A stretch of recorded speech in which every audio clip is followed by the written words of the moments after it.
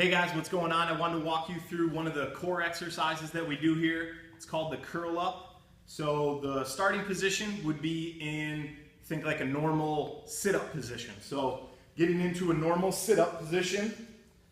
All right. Now there's going to be a couple variations. So I'm going to show you the position that I would want everyone to eventually progress to, and then I'll work back. So from here, I'm going to arch my lower back up off the ground. And I'm going to try to touch my fingertips together underneath my lower back. All right, and then from here, I'm just going to kind of let my back relax. And then from this position, I'd be laying back totally flat. I'll straighten a leg out. And from here, what I'm going to do is I'm going to actively pelvically tilt and flatten my lower back down onto my hands. So now I'm actively engaged, pressing my back into my hands.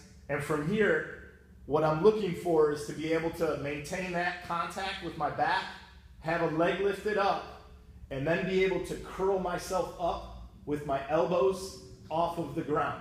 So if you notice, I'll start to shake, okay? And that's a good thing, all right? That means everything's working to try to hold that position. What we'll typically do is we'll hold for 5 to 10 seconds. Now, in that position, if you notice, I didn't crunch up.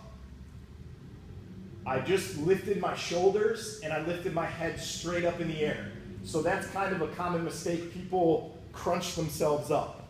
So from there, as long as you can maintain your back pressing down into your hands, you can keep your elbows up, you can keep your foot up. If you notice that like your back will start to arch back up off your hands, well, try keeping your elbows down and see if you're able to keep your back down. And then from there, over time, after a week, maybe try to lift your elbows back up and see if that works. Some people, they need to keep their foot down on the ground in order to maintain that contact. So you kind of just have to play around with it, see where you're at, but the end goal would be able to have your foot off and your elbows off and still be able to maintain that flat back press down onto your hands. Good place to start. 5 to 10 second holds, rest for 5 to 10 seconds, throw in 6 to 10 of those before you start training to kind of get everything in the core and around the core turned on and active. All right, so that's the curl up.